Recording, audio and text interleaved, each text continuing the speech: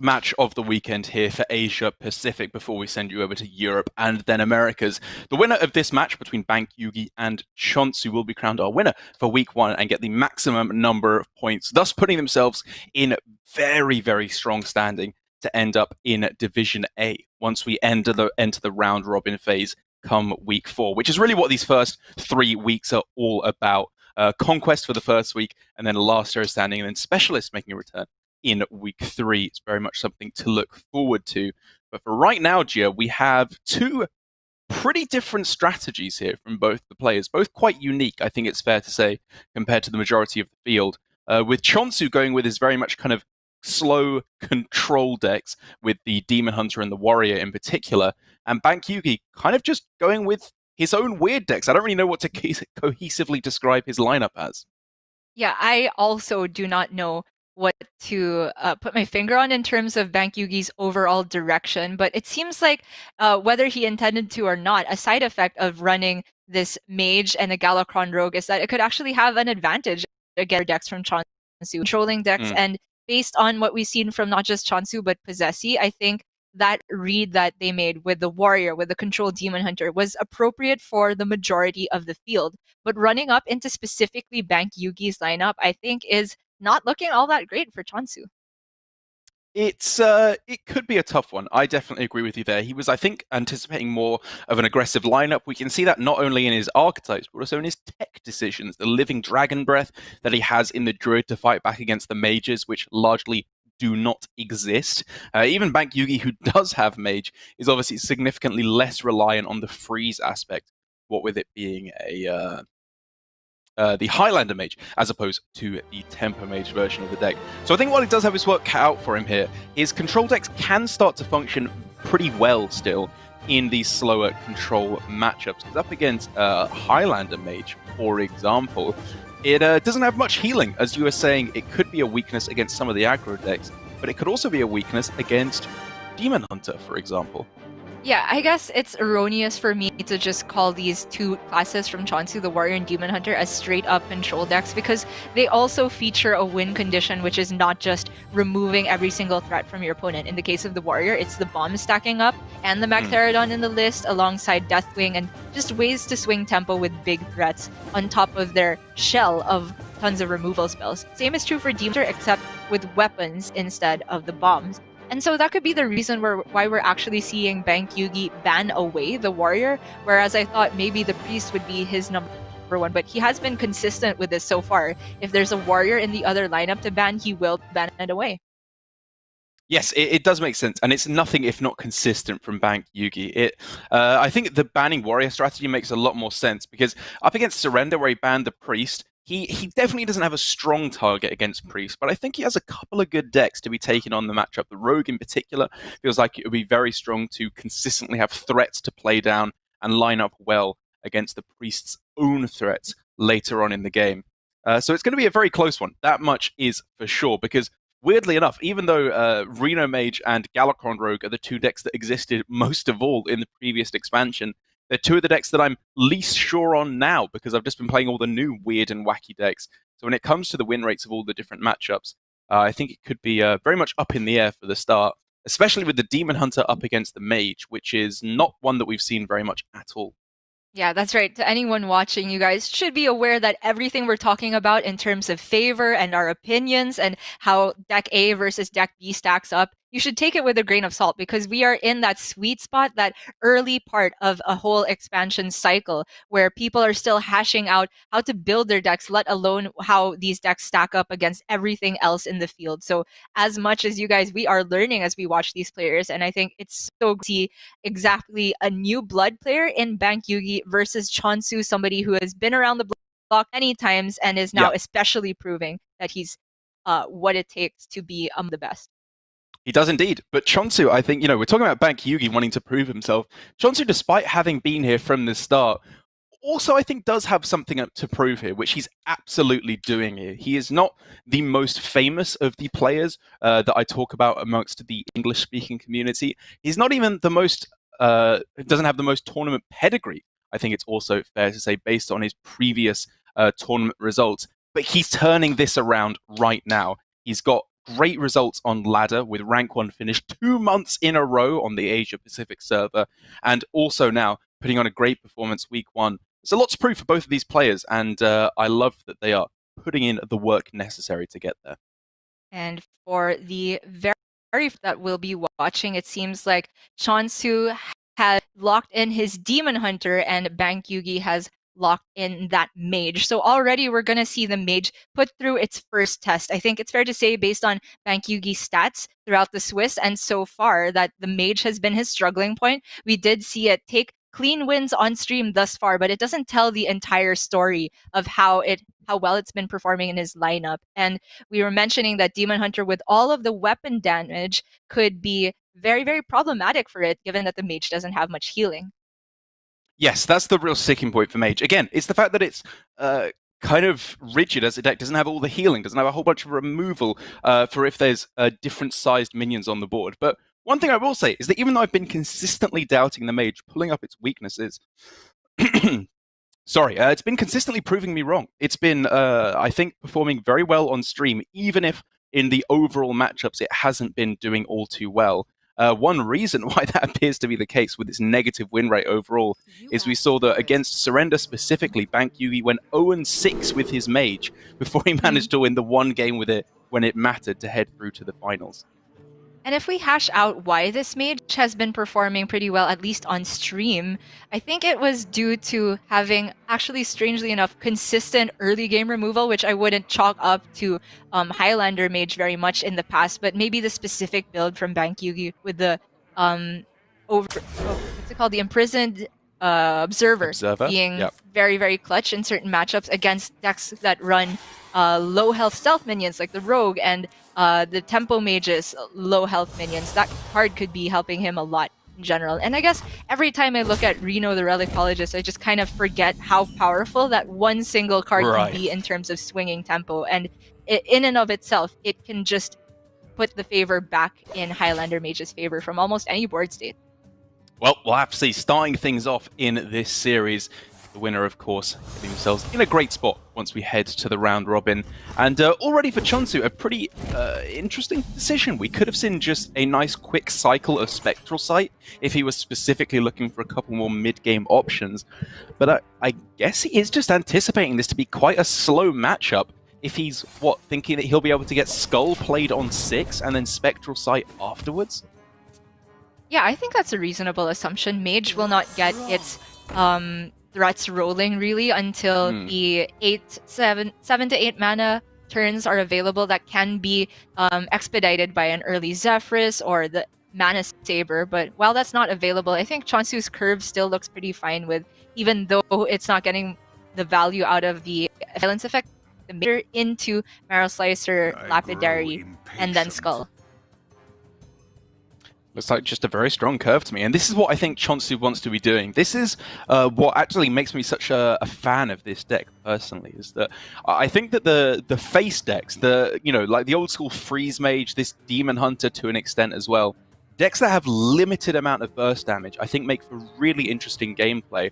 Obviously in the true OTK decks where, like Shudderwalk or Quest Mage, you have infinite damage that you can get rolling. Whereas here, you have to meter out your damage very, very carefully, make sure that you're pushing everything to the face that you can every single turn. Obviously, as I'm rambling on, we're having a slight spectator issue, but I think it's going to be sorted out very, very soon indeed. And we can see whether or not, as I was saying, Che0nsu will be able to get all that damage through to close out the game. And it does look like, even though Che0nsu went for a very slow line of saving that Spectral Sight for when it can be outcasted, the particular hand that Bankyugi has, despite, on top of the natural list from the mage being quite slow in terms of getting its threats down, he also just didn't draw anything to do in the early game. No Solarian, no Zephrys. So that gives Che0nsu even more incentive to slow play it. And now Bankyugi finally gets to play something in that Crimson Hothead this turn, and then the curve starts to look a little bit better. It really does. It looks all right. Like this is, I guess, the main thing that Bankyugi needs to do here. But all this development that he's getting in the early game, I think, will be fairly inconsequential. It's fair to say it's likely to be cleared up, or very possibly just straight up ignored Yeah. from Che0nsu's side of the board. The real thing that I think Bankyugi needs to be focusing on is utilizing his late game threats to lessen the damage that Bankyugi can put forward. I'm of course talking about Deep Freeze to freeze with both the initial effect and the water elementals, Power of Creation for taunt, CMAP for taunt, Alexstrasza for life gain. There are ways that he can reduce this damage, but he's going to have to do it very soon because he's about to die. Yeah, just like that, down to 11. The Marrow Slicer is a heck of a card. Lapidary, 5 mana, 5/5, +5 attack by destroying a soul fragment in the deck. And it's just also a side effect of this is that Bankyugi can't just play the Jandis on curve, which he much would rather have done to get his win condition on. But he'll settle for the rolling fireball. Doesn't coin out Reno because it kind of messes with the curve as well if Bankyugi is looking to coin out an 8-drop instead. Very, very heads up in my opinion. I think that's absolutely the way he should be going. Saving the coin, as I was saying, for coin Alexstrasza, coin Deep Freeze, just ways to shut down his opponent's weapons from going face or heal up out of range afterwards.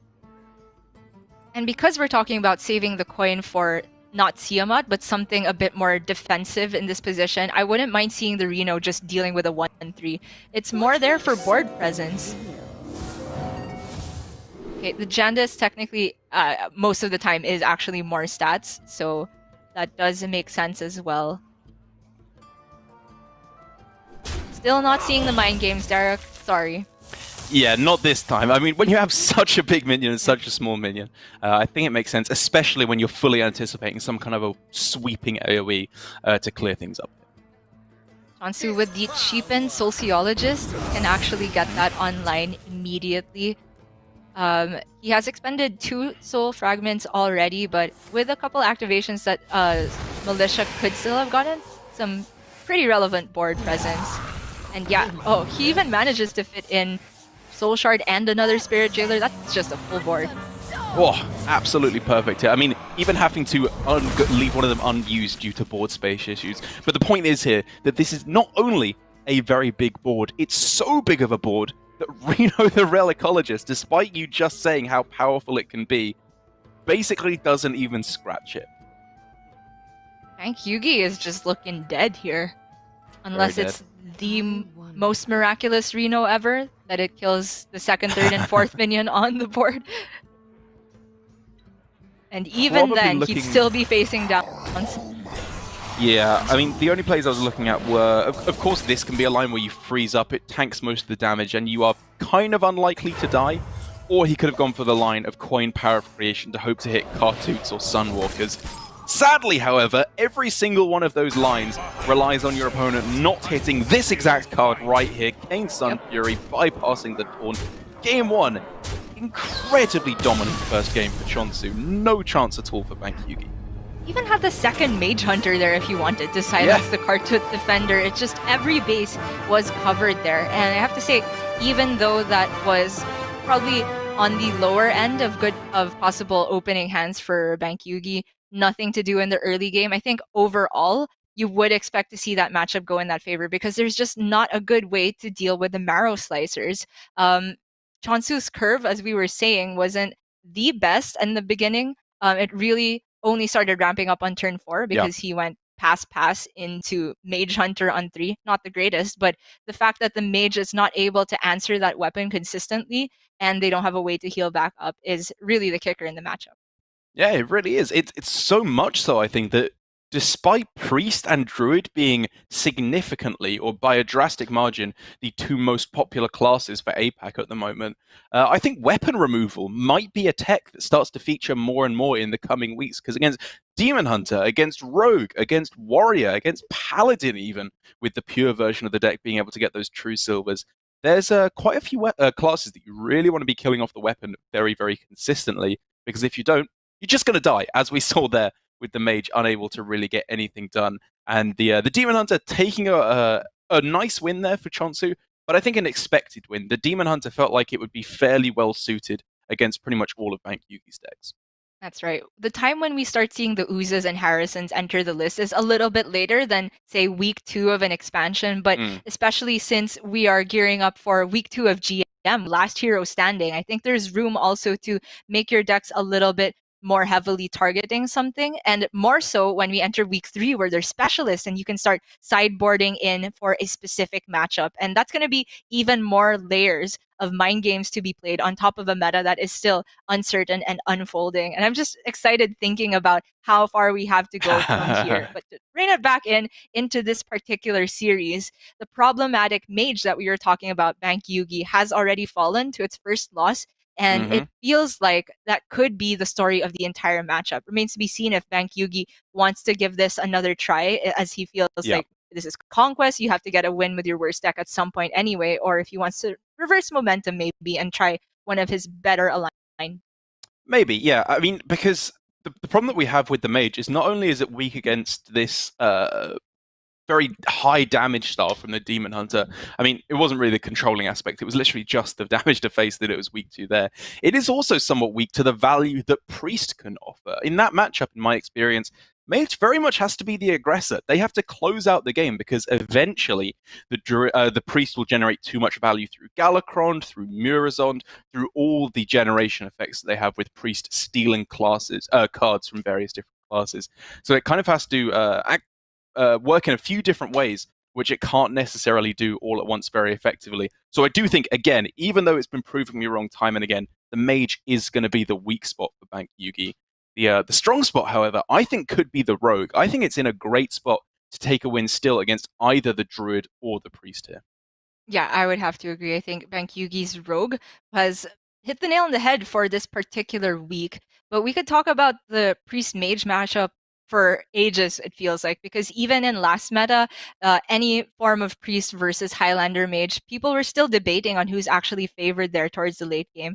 Now that Che0nsu is running particularly the Highlander version, which itself runs Dragon Queen Alexstrasza and even more value, I would also have to hand it to the priest version. But maybe the regular Galakron version that didn't have as much top end, if you run into a late Galakron, then I can see some window for Highlander Mage being able to outvalue towards the end.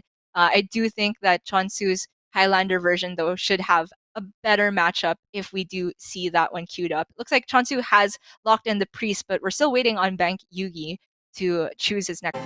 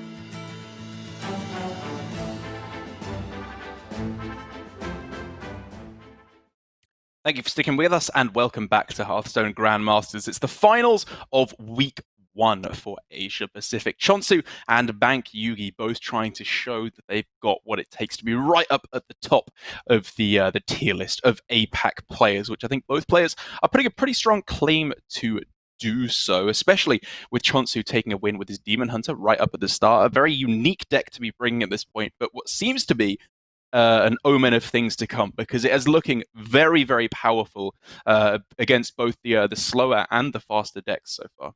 Yeah, I absolutely love the bring from Che0nsu, and I do expect a bunch of people to be following suit next week. Maybe not necessarily in favor of the Demon Hunter, but just having a strong control archetype available for last hero standing, because that is completely flipping the mindset on its head to think about having a deck and a counter for the strong deck and a counter for the counter. It's really exciting to think about. And if I'm to compare actually this position to the parallel that we had in the first season, where it was Glory and Surrender at this point at the top, now we have these two players that felled both Glory and Surrender at some point in the top 8 to make it this far, and can easily cement themselves as being the one to watch going into the later weeks. Because bear in mind, we are just in week 1 of an entire 8-week extravaganza. The first chance to get points, and the top player getting 8 of them, while whoever loses here still walks away with 6. Exactly. Many, many games of Hearthstone to be played, and a chance for every single one of our players to turn things around, thankfully for them. But now a deck that we haven't got to see all too much so far this weekend, and especially today, with a double ban of Priest happening both times in our first 2 series of the day, and Bankyugi's Priest being banned today. So it's the first time we're getting to see it at all from Che0nsu, the most popular single archetype in Asia Pacific, being the Highlander Priest up against the Warrior. It is true. We did see Bankyugi play this matchup from the Warrior perspective the other day, and there were a lot of questions we had about how to play the Elucia turns from the Priest perspective, and how the Warrior is supposed to react, given that was a Galakrond Priest, I believe, and it's a little bit different now because Che0nsu is on the Highlander version. And although previously you might expect this matchup to go to fatigue and go straight into the long game, I feel that Priest these days has a lot more potential to tempo out and curve and put threats in the way of Warrior. It does have very much potential for that, I agree, but one thing I will say is that the starting hand already for Bankyugi kind of beautifully tells the story of the matchup right out the gate. You are looking to hit your opponent with Wrench Calibers, shuffle those bombs, replay your Wrench Caliber, buff it up, shuffle more bombs, and then just watch the Priest explode.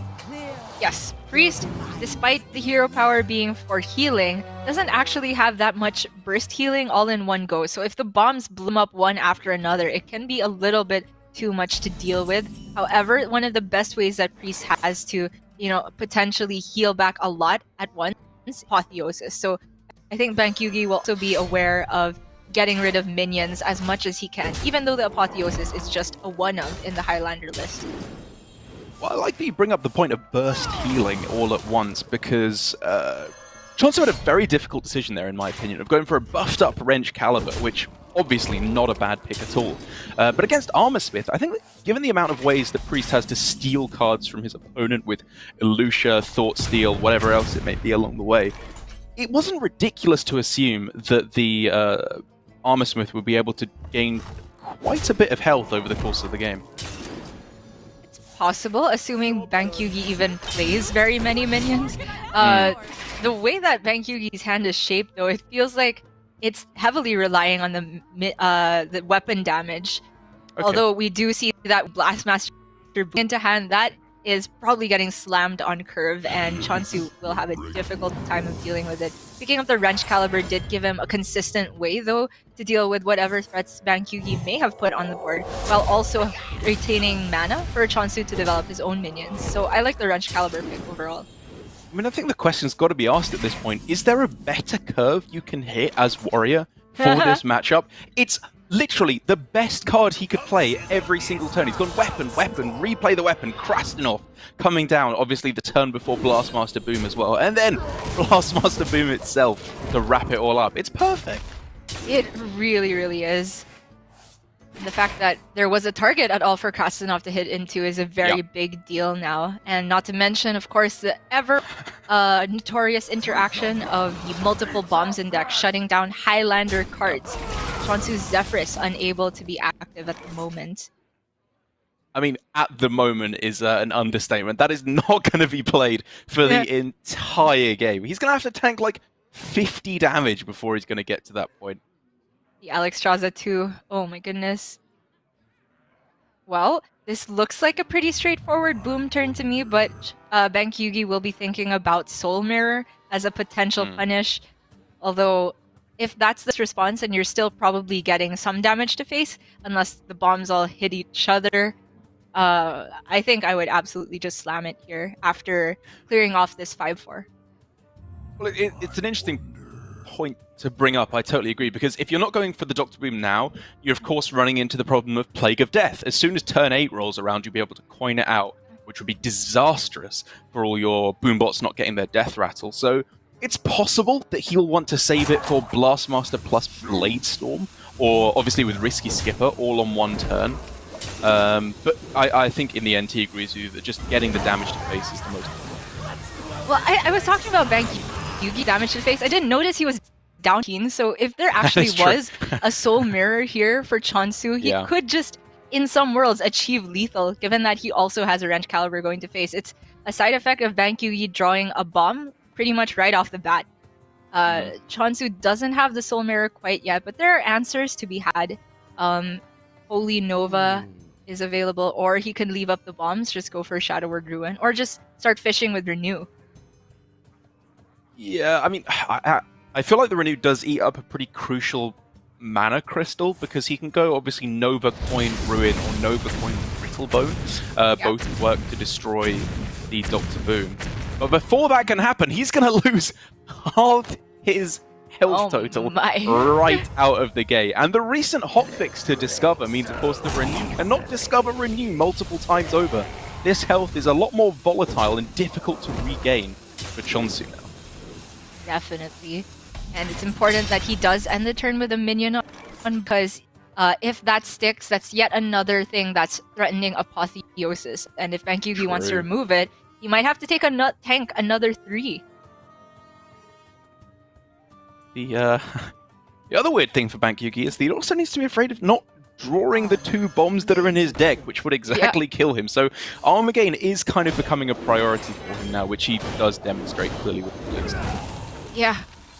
Very low value usage of it, and he does fit in the battle rage there. I wonder if the end of the turn was to gain armor more so than have board presence, should he have played his Skyrate? Oh, but then the Brittlebone would have survived. Never mind.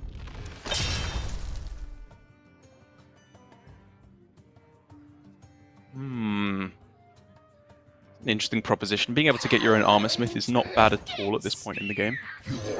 Like, Che0nsu is going to go for the Forbidden Words. Get rid of that Armor Smith. He's saving the Renew for a bit later. It's getting to a point where he can't quite go for the Train with Sethek because his health total is so valuable. Tons of bombs in the deck here.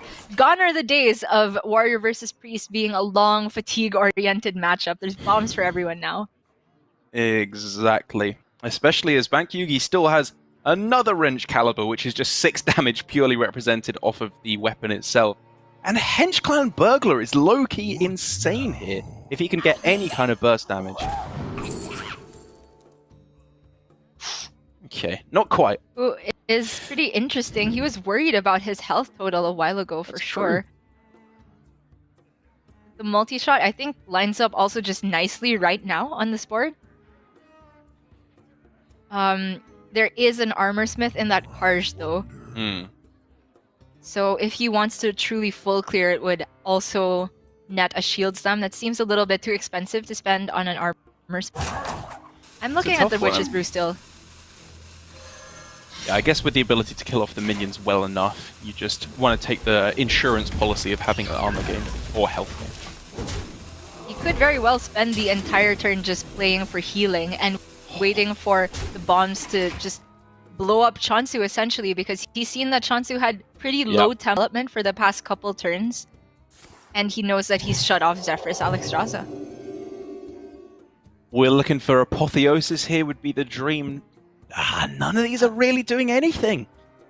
Mind Games can pull some heavy hitters. There's a Deathwing in there. Okay, that would be nice. I mean, it's just that the other two are doing nothing, right? Yeah. He definitely doesn't want to silence his own Karsh.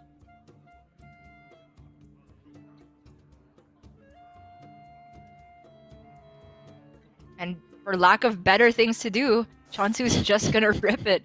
I'll show you who's boss. Hey. Oh, hey, wait. He has an armor smith in this Karsh, so he can trade it now. True. Okay. Yeah. I guess that's I pretty played good Draconic Lackey. I don't know. And he It's a can just- meager armor game, but what else can he do? then. You could just play Zephyrus, right, as well, because it's never getting activated for this Sure. game. Yeah. Okay, build your I own like it. armor.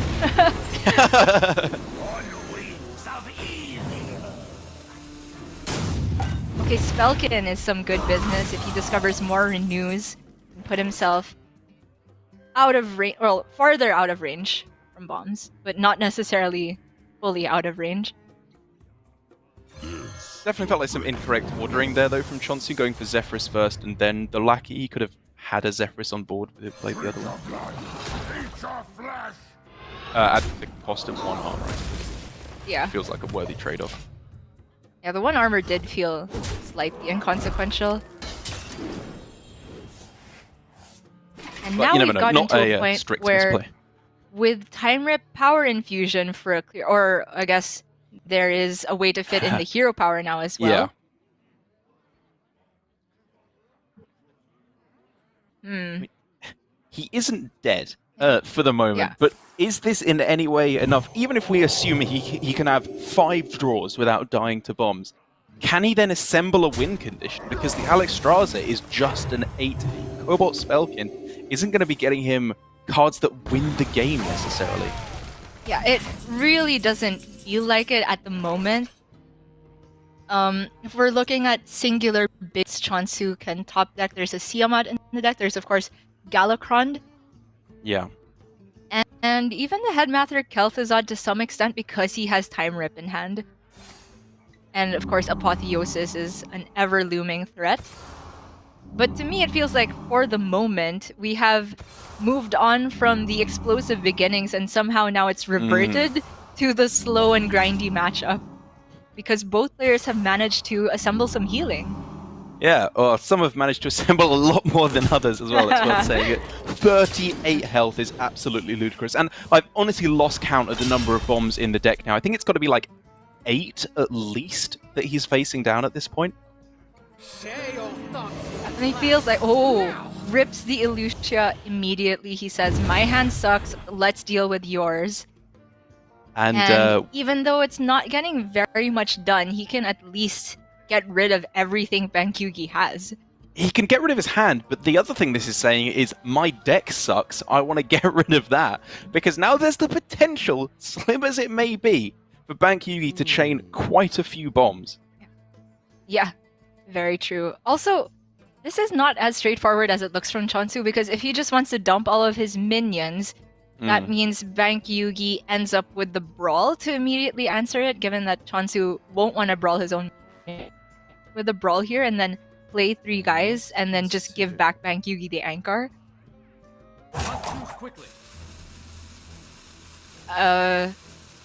The downside is that 4 damage to face is quite relevant. I think you almost might rather just give him back a Brawl and say, I don't really care if you can clear my board. Okay. Yeah, I slightly prefer this line. You just want to get rid of any damage source at all. Oh, and I just noticed that because of the way the skippers interact, Brawl isn't really doing much anyway. Yeah. Oh, Che0nsu's happy about something there. I think the Wait, bombs may have been no. started to be drawn already. Or maybe he was meaning to not attack because the draw would go back if there was a draw to be had. Oh, right, yeah. But also, That's a an bomb was interesting point. drawn. Oh my goodness. I mean, don't... well, he knew that there were no pirates left, right? Because he'd figured out he'd seen all of them Right. already at that point with all the skippers. Well, that is a huge Murazond. Yeah. And also, Che0nsu's brawl will go back to Bankyugi now. So for Che0nsu to deal with this, I guess the skippers are not overwhelmingly threatening anyway. You could just time rip the Murazond and carry on. Not overwhelmingly, but still scary. It's got to be said. Even just 2 or 3 chip damage happening each turn will be enough to close out the game in the long run. And instead of time rip, of course, there's the Shadow Word Death as an option, so we can also fit in all Spellkin's spells. Mm-hmm. And if we were working with the rough assumption of 8 bombs a while ago, there's 7 now. Double wave not doing anything here. They already have 1 attack. I mean, that's often the nuts. Like, that's kind of why people are playing Spellkin, is because of how powerful Wave of Apathy can be. But yeah, not here. But Draconic Studies or Renew would have been much better for Che0nsu in this spot. So, a bit unfortunate. Despite Bankyugi's hand being all used up by Che0nsu, I think he's still in a good spot to just wait out the bomb draws. I mean, he's so favored here. It's quite staggering. It would have to be an incredible draw from Che0nsu with obviously a huge apotheosis that can't be dealt with. Maybe then we're approaching the situation where he's able to gain enough health to survive.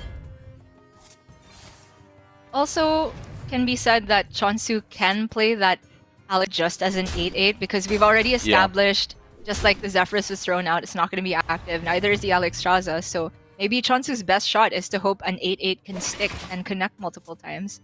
Mm-hmm. Oh, steal skippers? Okay. Isn't Yep. down. Time rip and steal the other one. Okay. Or potentially trade and Wave of Apathy is worth saving the time rip for. I think he wants to fit in hero power pretty badly, just because multiple of 5. So he could be just using silence. It depends which of these spells you think is more dumpable. I like this. Okay. Dance, puppet, dance. Doing away skipper to play around the Lord Bruv that's in hand. Yeah. Oh, active Zephyrus! Yeah, Burrow of Brawl was looking pretty powerful and still very possibly will just be the option this turn in order to clear off the board and clean up room for Zephyrus next turn, but I'm not even sure what you'd be going for there. The Zephyrus probably just take a Tyrion at that point. Yeah. Especially since he's just seen the Cabal Acolyte, which is obviously the scariest thing in face of a Tyrion. So going face is tempting here. You always, again, have to be afraid of Apotheosis. So I think even though you're not bringing your opponent down to a multiple of 5, sorry, it's worth just killing it off. I agree. I'd be tempted to throw down the Barov as a 3-2. Alright, here we go. That's bomb, 1 bomb, finally. 2 That's another bombs, 3 bombs! Oh my gosh! If he had swung face. Oriented.com. Wait, Che0nsu? Okay. I'm surprised he didn't play the Alex. I mean, he's dead to Zephyrus, of course, but either way. I wonder if... I don't know what the 2 HP heal does for him. I don't know what Alexstrasza really does for him either, to be honest. I guess maybe if there was no clear and he could get a Apotheosis there. Okay, I agree. It's between 1% and 2%, obviously, but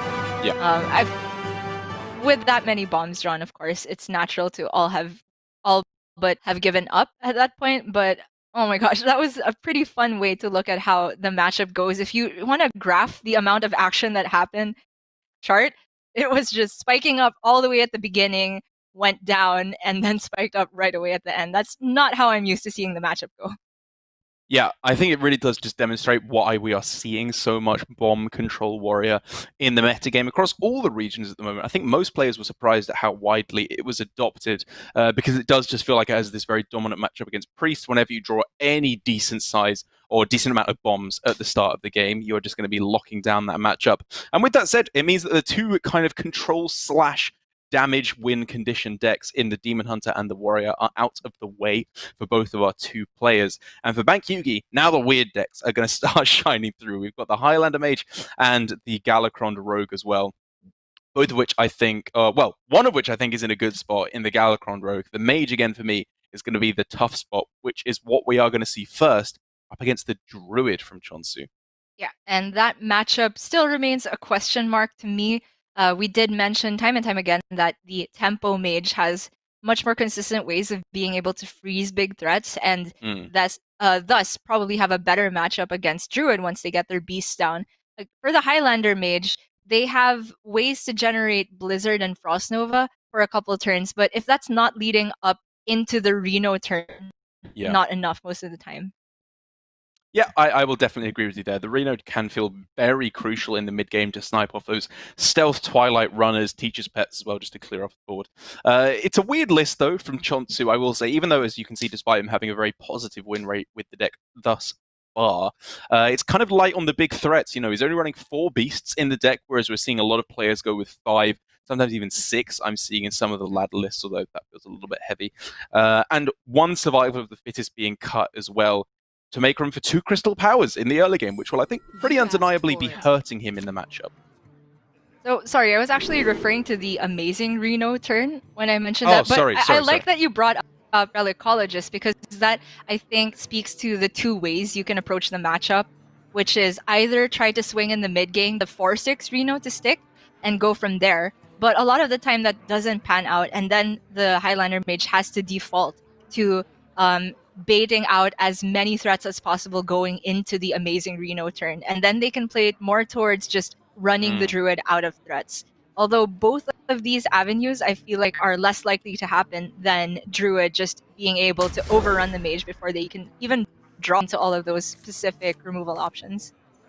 Yeah, especially when you're factoring in a nice aggressive start like this from Che0nsu. Overgrowth with the very high potential for Kael'thas to do some nice stuff as well. But he's not the only one, I imagine, who's going to be ramping over the course of this game with their mana. Yeah, the Zephyrus available for Bankyugi on curve, and especially the fact that he has Jandice to follow up straight after the Wild Growth definitely looks like that's going to be the game plan for Bankyugi.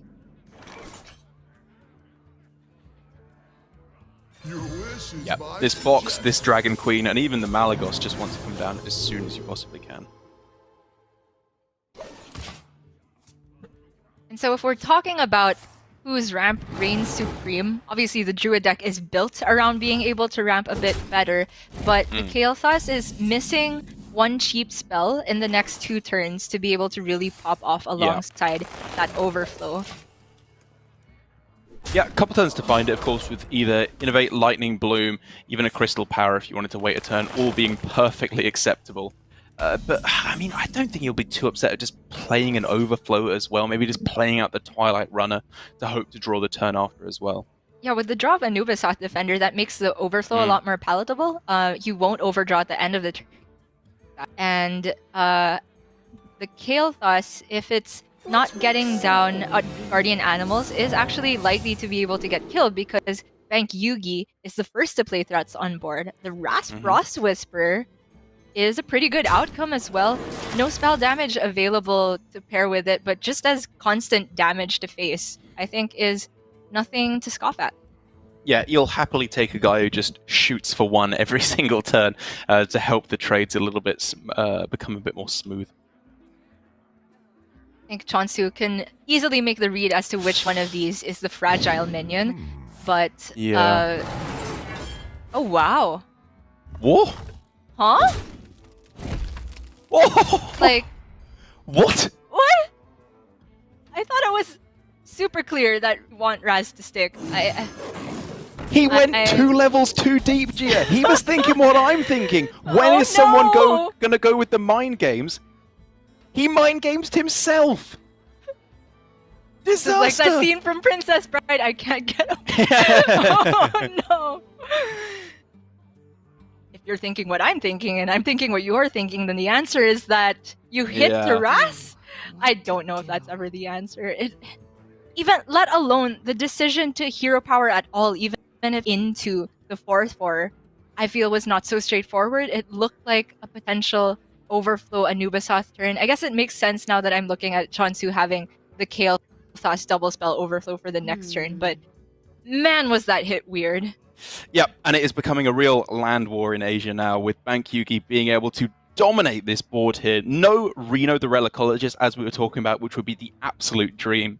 But Malagos into Malagos' Frost Nova for 1 mana, if he can find that, would just be pretty insane here. I'll take a Flame Strike too. I'll take a Fireball. I want to hit him in the face. You're right. I mean, I was thinking about Guardian Animals, but if that comes down, they're rushing right away, and you won't have that many minions to clear. Yeah. Yeah, the Fireball to face looks like it just seals the game very soon. That is, however, with the Crystal Power and also the Bog Beam potentially working again, more than enough here for Che0nsu to start popping off with Kael'thas. This is going to be the turn, the one chance he has to turn things around after that disastrous misread on Jandis Barov. But he has to go fast, given that the Overflow will potentially draw him a second cycle of Kael'thas spells. People are addicted to it. Whoa. Guardian Animals first. Alright, yeah, he can use Crystal Flower on his own face if he's feeling that scared. Can't have the clearest read on Malagos' Fireball, but I think it'll smell quite fishy at this point. Yeah. I mean, unless he really wants to heal up a minion, which I don't think is quite so important here. Oh, he's using it aggressively. Okay, but the Overflow still fits in the turn. Yeah, he's not dead. He's definitely All not good, dead. For all the good. Huge swing from Che0nsu there. And now Bankyugi back to finding a different game plan. And I tell you one thing, Gia, even though I was looking at the Fireball, Bankyugi was looking at the Fireball, I think your initial instinct to the Flame Strike has appeared in this instance to have been absolutely bang on.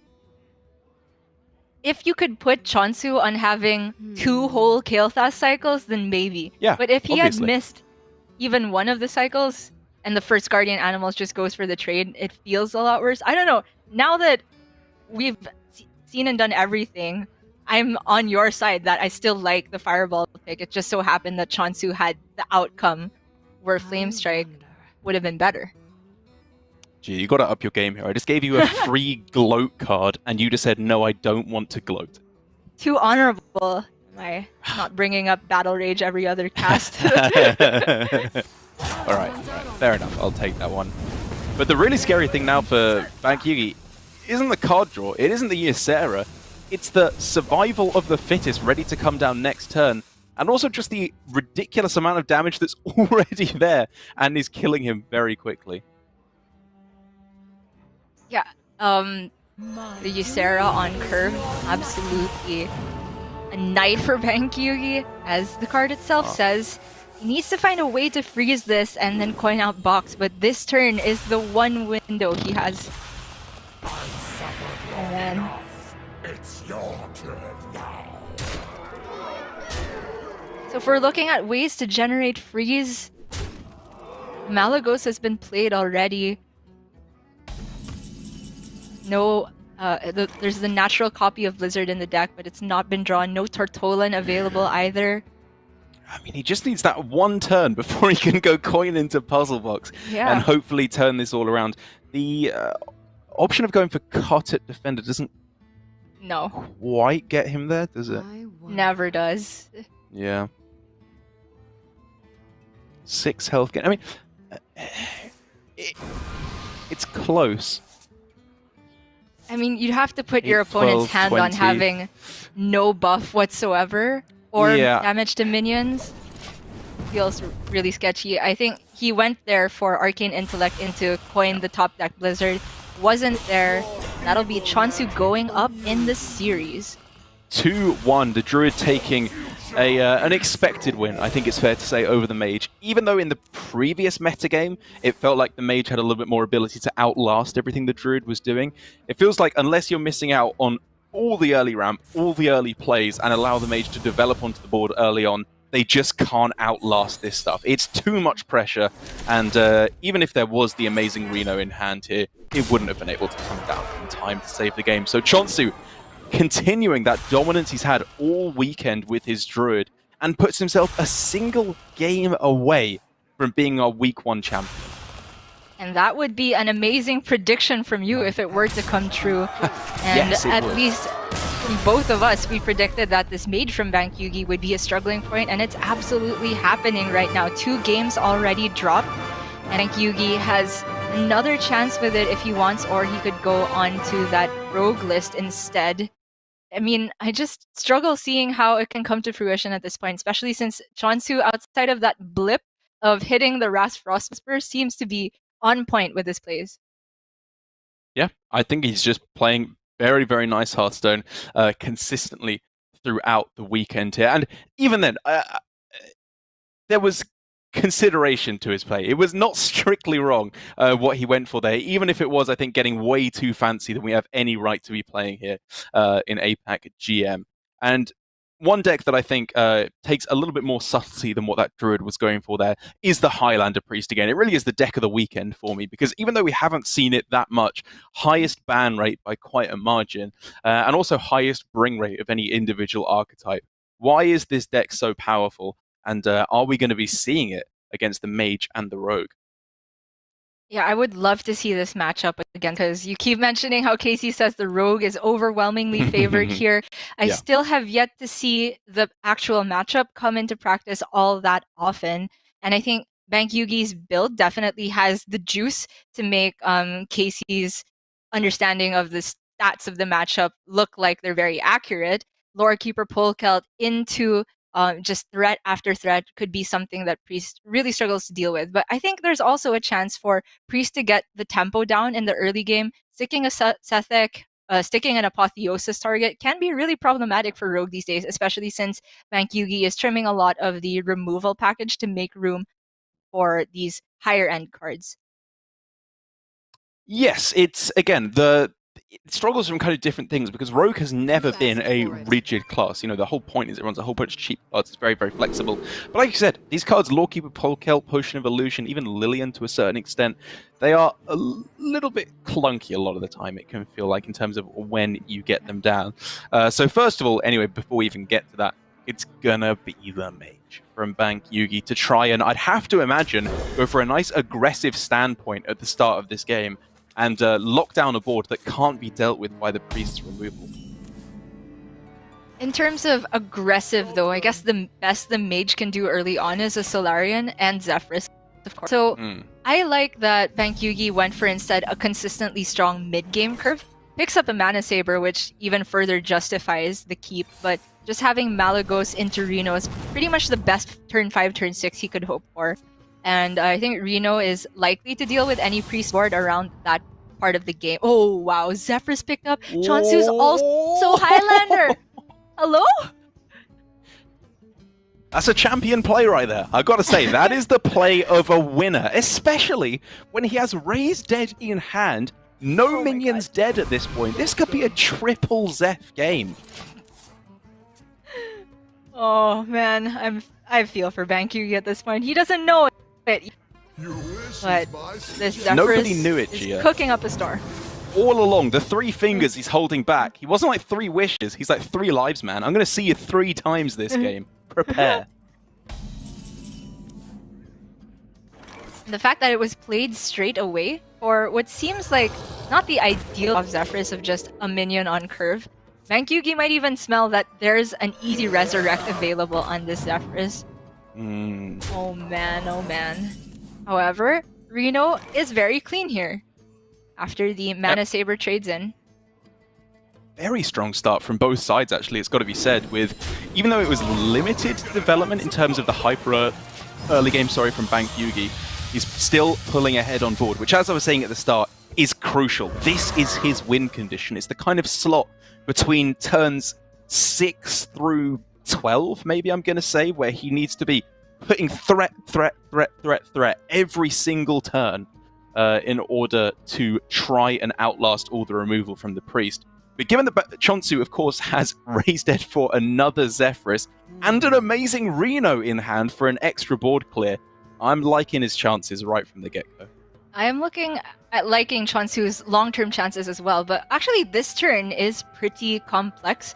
If he goes coin Raised Dead to make room in hand for both Zephrys and the Twilight Drake, Zephyrus has 4 mana to work with. I'm not seeing what it can get to deal with the Reno guaranteed. Yeah, it looks like he's instead just trying to get the Twilight Drake down, I'd have to imagine, on this turn for, you know, Not get more pointing counter out pressure. also, yeah, so the silence just to make room, and then the Zephyrus, yeah, nothing great there. Probably Deadly Shot was his best shot, and even that was a 50-50. So Twilight Drake makes a lot of sense, and Bankyugi can keep that curve going. Yep, he can find Poly here if he's lucky to deal with this. He can also find for the second game in a row a Fireball, which I absolutely agree with. This is the correct approach to the matchup. It's aggressive, it's burst damage, and it's trying to close things down before Priest can get going with their powerful late game value. He is absolutely a fireball gamer here. While the Nova looked very powerful, I have to say, with one Frost Nova already in hand, it seemed like, and especially knowing that there was a Zephyrus on the other side, it seems kind of futile hoping your board gets to stick and attack a couple more times. And I like going for the guaranteed burst in hand instead. And the Arcane Intellect with this heavy a hand seemed out of the question as well.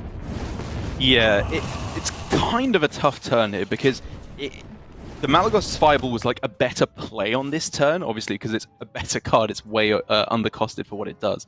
But he could have fit in the Imprisoned Observer as well if he'd gone with that instead of the Rolling Fireball.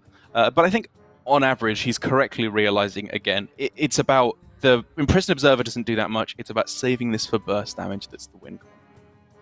And for Che0nsu, the difficult turns continue as well. Galakrond is the cleanest way to get rid of this 2-8, but he's giving up that consistent healing hero power. Doesn't necessarily have a read on this Fireball being in hand, but now his healing is somewhat limited. Zephyrus can be maneuvered to give him healing, but it's not guaranteed at the moment. It's not guaranteed, that's for sure, but I still think this is a really nice play from Che0nsu because it's, just like you said, the best way to answer the board. It activates Kronks as well, which is a big deal, that can be guaranteed healing, of course, with the 5 damage, 5 heal effect. Whoa. And he's just trying to get it down before I would have to imagine Reno comes into play as the second hero shortly. I think Bankyugi was hoping for Deep Freeze, but given that the other 2 options were pretty terrible, it is box time. Okay, that's a lot of secrets. Oh no, overdraws left and right. Oh no! Natural box gone. There can be only one. This is a new type of Christmas tree with the side quests on either edge. That Yikes. was not great whatsoever. That was a L disaster. You could have just stopped at L. That was an L. And so Che0nsu's Zephyrus, if he wants, can give him a way to get rid of these secrets. Probably not worth using it that way. Yeah, I mean, despite it being a real Christmas tree, it's only actually 3 secrets, and then obviously the 2 side quests as well. I mean, the straightforward play could just be Kronk's Shadow Word Death and the Kronks for an 8-8 perhaps, but he will have to testing first. But then, you know, what if it's Mirror Entity and they have another 6-6 on play on the other side of the board? That's scary. Is it? If you have an 8-8 taunt and a 5-8 taunt? I mean, any damage they can get to face at all, if they have a way to answer that, you are in trouble. That's fair. So, if it's not Kronks, it's Cobalt Spellkin and play one of the things it generates? It feels slow to me, because we're approaching Amazing Reno territory. Too late. His return is nigh. I mean, even if you're scared of all of the damage, the Mirror Entity was far from guaranteed, and I think even if it's there, this is still a pretty fine board position to be in. The first time I've seen this side quest activated, by the way. Yeah, no, I thought this card was going to be insane when it was first announced. I was like, that has to be able to activate so often, right? A 3-6 for 2 mana, that's insane. I was wrong, as always. Well, the taunts end up being very annoying for Bankyugi because he would so love to just freeze this, ignore it, and send all the damage face, but he cannot push through So, So does- it's gonna have to be. I'm looking at combustion, but it's just not clean, is it? I mean, I'm looking at the fireball. It's super clean in terms of clearing off the board, but clearly he values it too highly just in terms of burst. I think what this is saying is that he would rather amazing Reno to deal with this and just sit on that for burst. It's a painful Reno because Bankyugi has his own minions on board, but he's probably betting that Che0nsu will spend resources dealing with at least some of this. And then Right. his Reno becomes a net gain for the next turn.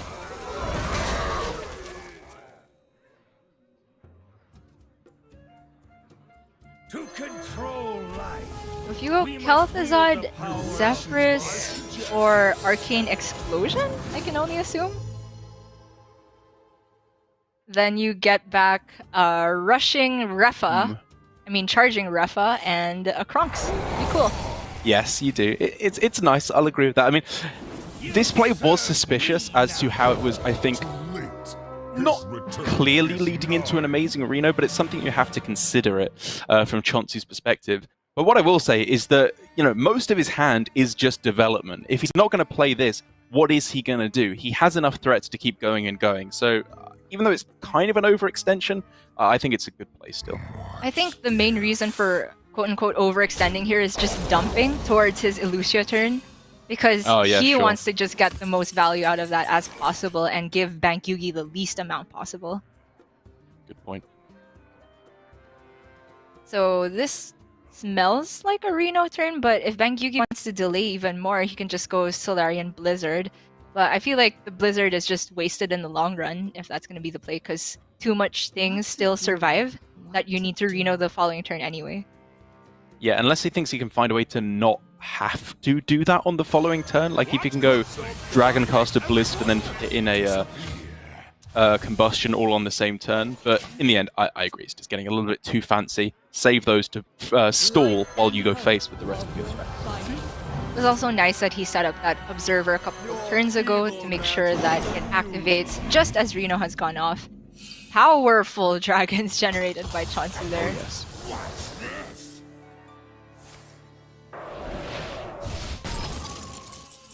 Okay, that's pretty relevant. Yep, you'll take that for sure. Oh man. The Dragoncaster Solarian plus Blizzard is an option. And you do put a Solarian on board that potentially trades into the evasive and then can clear the way for more stuff to go face. That's true. It also puts them down to 2 health for an effective Combustion next turn. You used to put them both out, of course. But of course Blizzard potentially gets better a bit later. Hartoot also effectively does the same thing to block out the 7 attack and likely soften it up for Combustion. Yeah, this looks like as good as any for a Sethic train turn. And it's just that difficult way of optimizing your Elucia turn is, of course, you want to dump as much possible before you play it, but the longer you wait to play it, the more your opponent can also dump, and therefore the less you get to steal from it. It is super difficult to do so, but I think Che0nsu can't afford to be giving Bankyugi his own Sethic train, so waiting another turn is totally fine. Yeah, I'm glad that you mentioned this, and I think Che0nsu's handling it really well because he is, at the same time, getting rid of the super powerful cards from his hand, like the 1-mana dragons, the Dragon Queen Alexstrasza, so that Bankyugi can't play those. But he's also not having bad turns. He's still doing powerful stuff each turn, whilst also making that Elucia that little bit more powerful. And this Holy Ripple is low-key nutty. Bankyugi hates to see it. I guess we keep going on about Elucia, but the turn it does actually come down. I guess there's limited things Che0nsu can do to mess with Bankyugi's hand because with 8 mana left, that means the Dragon Queen and regular Alexstrasza will be unplayable. But before that even happens, Bankyugi needs to deal with this mess of minions right in front of him. It's looking like the Caster Solarian Blizzard turn is on the table. Yeah, he could obviously potentially hold back on the Dragon Caster if he wants to be going for a Caster plus Deep Freeze, Caster plus Power of Creation later on in the game as well, which makes sense to me.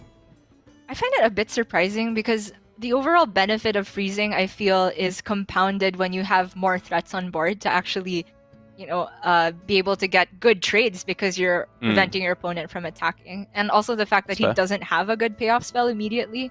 Would have preferred Yeah. to see it come down.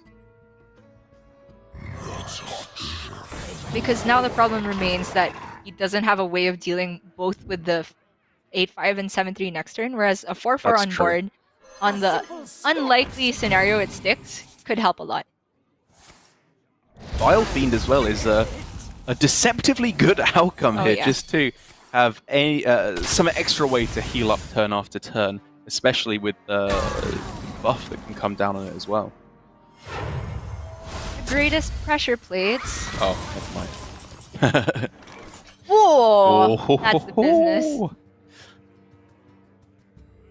Can start with the Arcane Breath if he wants to look for something a bit more guaranteed in terms of delaying. But if he misses, he can still go for this Solarian.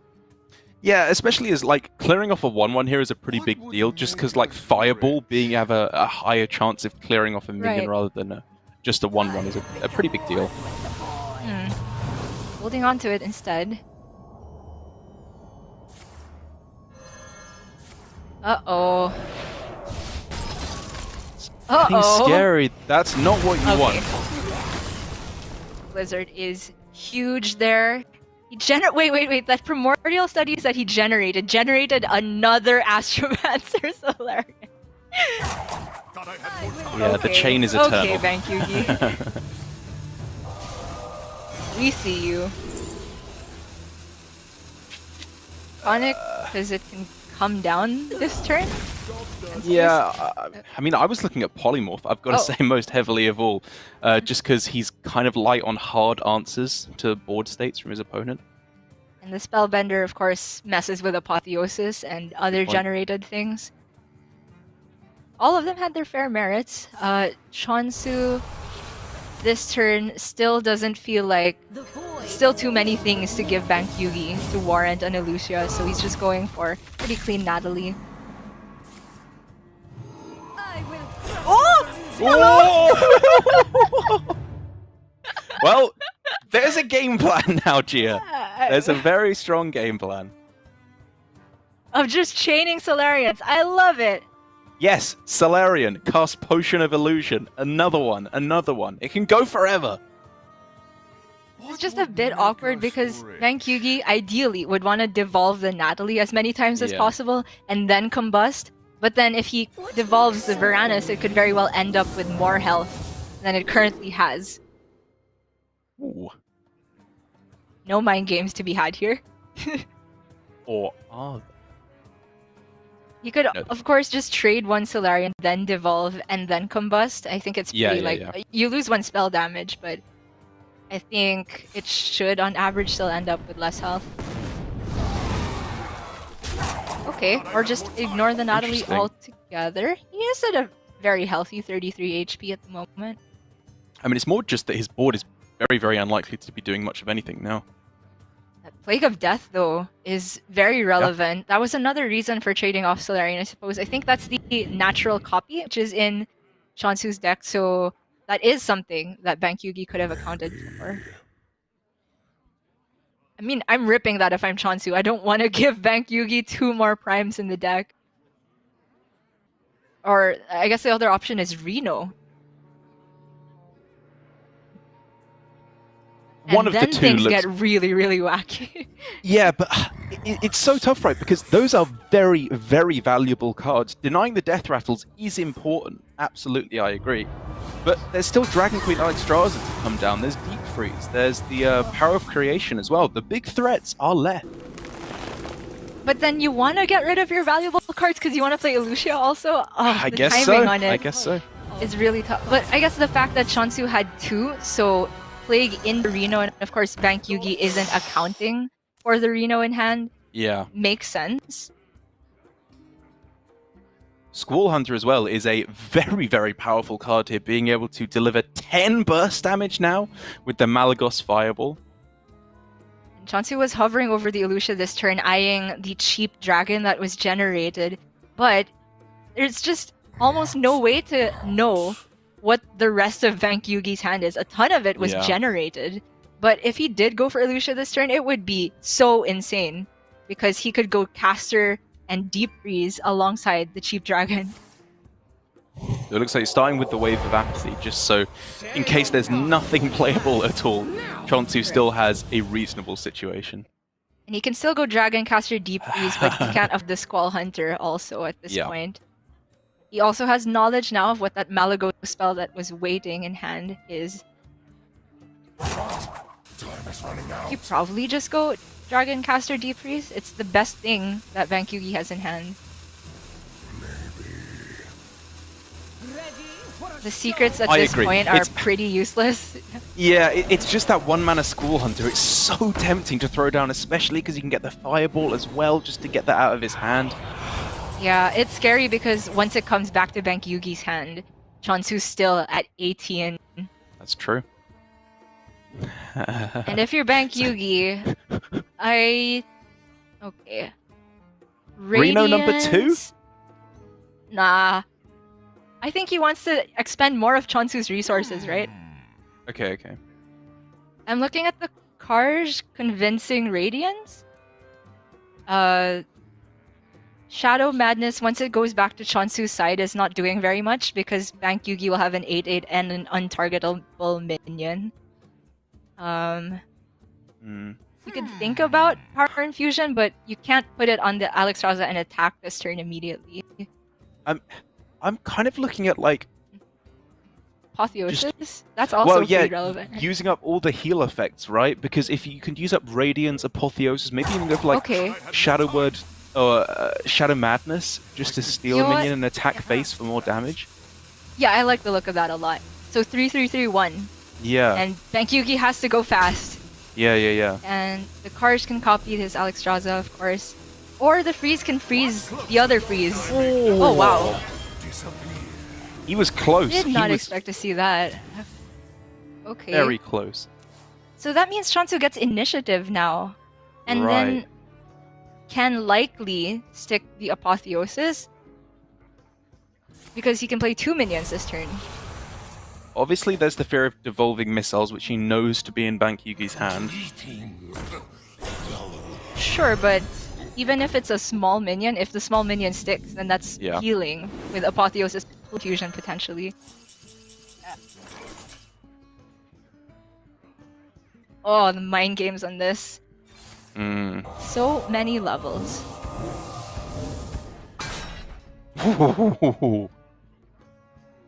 Not bad though. You will take Crimson Hothead here as a very well statted 4-cost minion, True. but the Reckless Rocketeers Oh my for 10 god! damage to face. That's insane! But Che0nsu now has a guaranteed Apotheosis target. He has Radiance. He can get out Oh. of range of just the Fireball. Bankyugi can't even watch. He's up and out of his chair. Imagine having to deal with outside factors during the series while there's so many Elucia turns to be done. Crazy. Okay, well, Che0nsu can play this Cabal Acolyte as well, steal away the Spellwing and thus the Arcane Missiles, which is potentially more burst.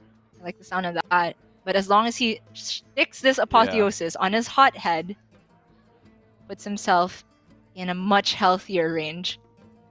Yeah, I'm just trying to figure out what the best way to approach it is, because there are a few different things you can do. Like you could even Shadow Madness the 1/1 and trade it in with the other 1/1. Oh yeah.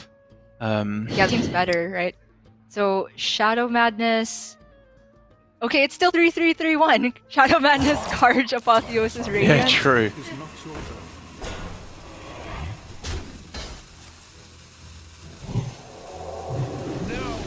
Yeah, because this line leaves up a Reckless Rocketeer.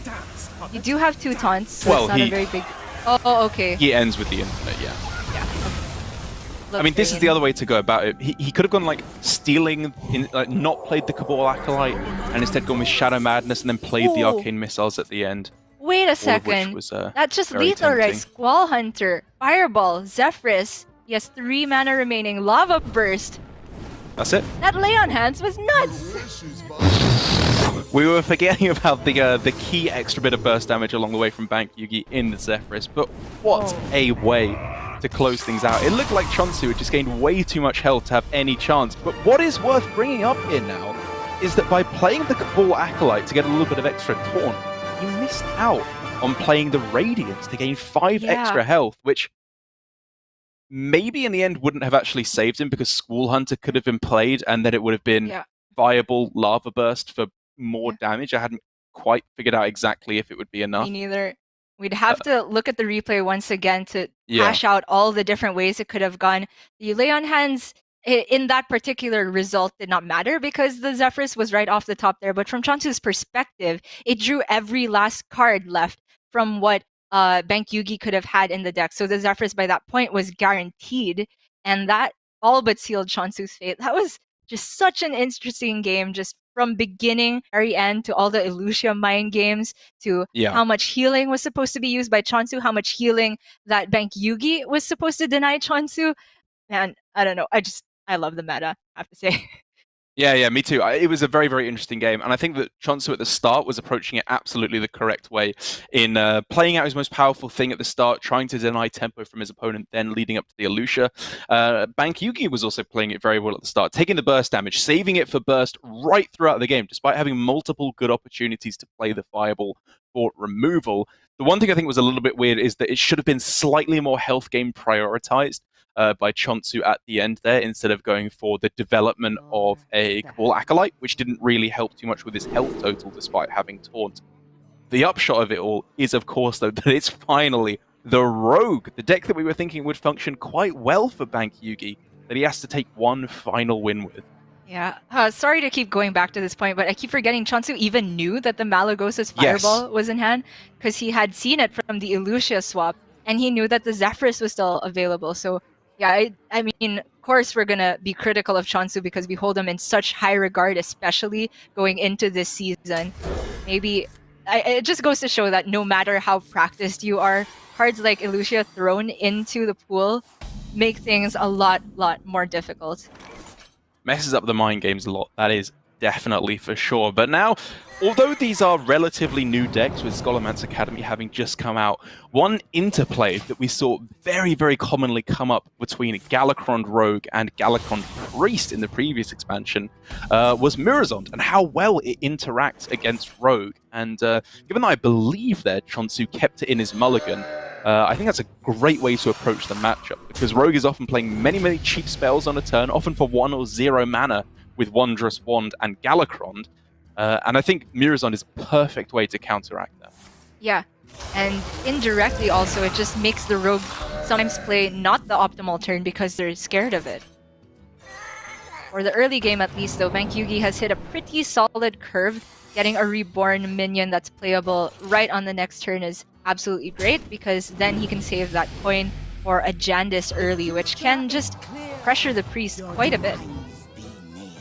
Oh, Che0nsu knows he's in for a world of pain. Yeah, he does. I like the pick of Jandis just as kind of the best minion there. Ancestral Guardian was tempting if he thinks he's taking too much damage, but let's try and win back the board with his own development. Especially since it's probably going to be his best response to the Jandis he knows is coming down this turn. What makes something real? Alrighty. Oh, Wax a Dread. Hello? That's insane! Yep. This is where Raven would thankfully come in and say, oh yeah, you want the Waxadred to die, you choose that one to take the 1 health illusion effect. Oh man, I'm usually not awake for the later half of EU, but I still caught that particular line. I thought of the exact same joke as you mentioned it. But yes, I think Bankyugi wants his Waxadred to be the most durable minion here, so it can get 7 damage to face immediately more consistently. I agree. But this Bankyugi, what he picks, I also do want to see his 2/2 trade into the Lazul and just make Holy Nova and Breath of the Infinite a bit more awkward for Che0nsu. Okay, he agreed. that is where I was just imagining Bankyugi turning to the side to his life-size poster of Raven that he has on his wall and saying, I'm sorry, I've let you down. Oh man. What makes something Illusia in hand for Che0nsu. Yeah, I had to catch my breath there, Dara. Oh wow. Oh. These are pretty great too. Yep. And he gets to put the illusion on the stealth minion, so Bankyugi can't abuse it. Well, at least that's what I think he did. Very, very nice. And now, if Bankyugi wants to go for the efficient clear with Blackjack Stunner, that would mean adding a Barrister Lynchen back to the hand. I think that's fine. I guess If it's you- slow enough to not be Yeah. too scary. It is very slow, and it is kind of conceding the value-oriented game plan if you do that. Yeah. But I think with the start Bankyugi's had, he has the license to go for a more aggressive approach, and in this case, giving back the slow and expensive Barista to Che0nsu is absolutely fine. So you can also just see Praise Galakron on here. I'm not sure where it's supposed to look. But I was actually expecting Praise plus Dagger. He's going for even more development though, which also looks pretty fine. This is before Soul Mirror is active. Clearly laying out his game plan for the matchup, which is he smelled weakness here. Whether or not at the start he was thinking of going for this super aggressive approach, that cards have been dealt this way, and quite clearly Che0nsu does not have the answers. No Zephyrus, no Holy Nova, Breath of the Infinite has already been used. And therefore, he's just dying. There's no two ways around it. And while we were talking about how stealing Jandis from the Madame Lazul was really great for Che0nsu's curve, it didn't solve the problem he had at the beginning of just not having the answers, like you said. And the fact that Bankyugi's Jandis had a pretty great outcome, got to push all of that damage. Now Che0nsu, are we looking at this Twilight Runner to look for Zephyrus? He only has one space in hand for the draw. But it looks like he has to go for it because the rest of his hand is far too slow. I mean, I was definitely looking at Penance on the 4-4 here first. Yeah, I think this is absolutely the way to go. Oh, and he's just going Illusia this turn? What? What? Is he saying his hand sucks that much? Well, he knows that Bankyugi can only play one minion off this at best. He's got to go really, really fast if he wants to be able to make this work. I mean, it works out pretty dang well. Picks up the backstab, and if he can find... I don't think he had time to consider... Oh, wait, of course, it wouldn't give him lackeys because he's priest. Right, so he's adding a bunch of priest minions to his hand, which is actually secretly Bankyugi's hand?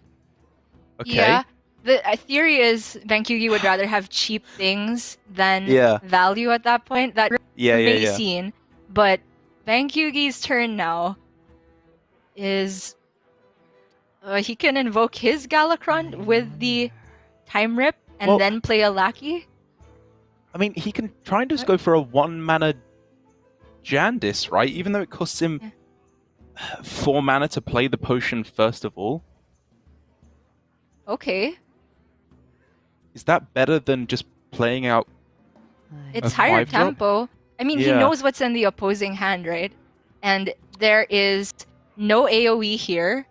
There's a Time Rip, which can deal with the 4-1 he put on board. So yeah, I like your idea a lot. Okay. Obviously working in play order, so he is guaranteed Jandis on that. Yeah, great. And he also doesn't give Che0nsu any additional.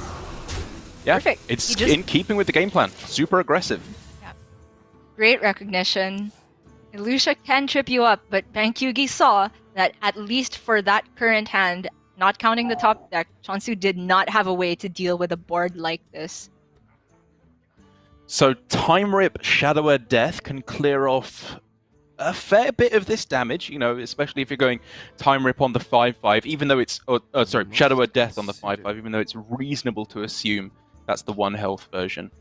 Yeah, he can also end the turn board locking Bankyugi because of the totems that this guy summons. Yeah. So there's a couple of ordering things to consider here.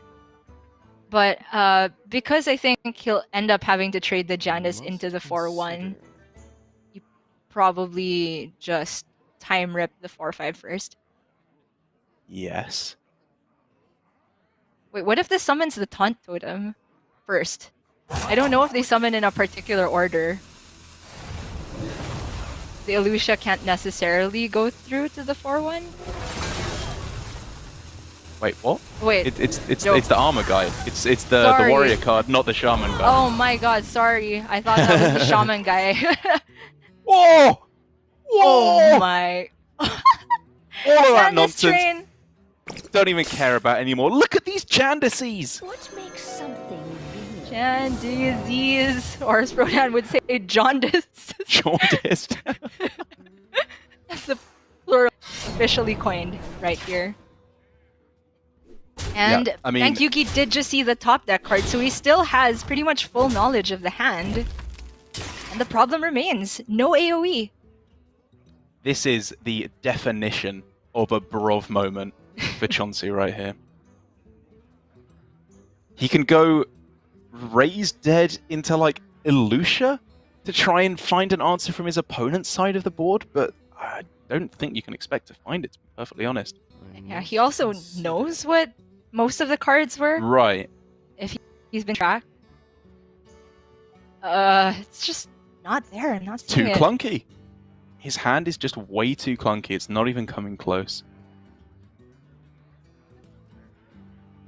Is there any 5-drop from Agendas that could save him? We'll find out what's in the box here, but it is certainly a desperation play. Nothing with Rush Lifesteal, and that is not gonna be enough. Bankyugi is the champion for week 1 with a lineup that you and I were not expecting to see anywhere, but it has performed so well for him. I think it's fair to say the most unlikely champion based on our top 8 performers. All of the other 7 competitors who had made it through to be playing on stream had been in Grandmasters for at least 1 season. They all had relatively meta decks, be it the control style that we saw from Possessi and Che0nsu, or the more aggressive playstyles that we saw from the rest of the field. It was Bankyugi that was the standout, both in lineup and, of course, as a newcomer to GM, but he has absolutely wowed us, both with his decks that he's brought and his gameplay along the way. This could not have been a more impressive start to his season in Grandmasters. And that final game, I think, was a great example of his understanding of this matchup. He went very aggressive right from the point where he was bouncing Barista Lynchin, a card that you would never want to give your opponent if you think the matchup is going to late game, if you think it's going to a value generation type oriented game, but it's not that.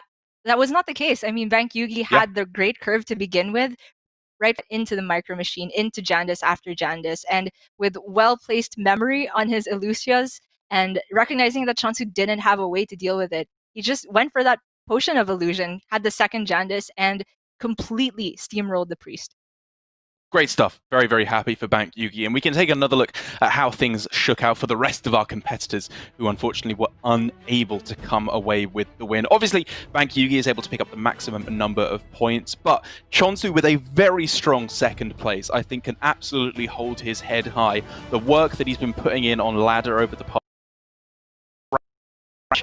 Great start for them, and they are looking likely, it's fair to say now, to end up in Division A. Yeah, even just week 1 performances can make a huge difference now that we've also kind of reworked the way that the points are distributed between Season 1 and Season 2. Now, Bankyugi enters the field with 8 points right off the bat, Che0nsu with 6, and then Surrender and Tyler with 5 respectively. Nothing to whatsoever, and everybody that has not been able to be on stream will be feeling the pressure already, going back into the lab to put their heads together and find that best lineup for next week when we head into Last Hero Standing.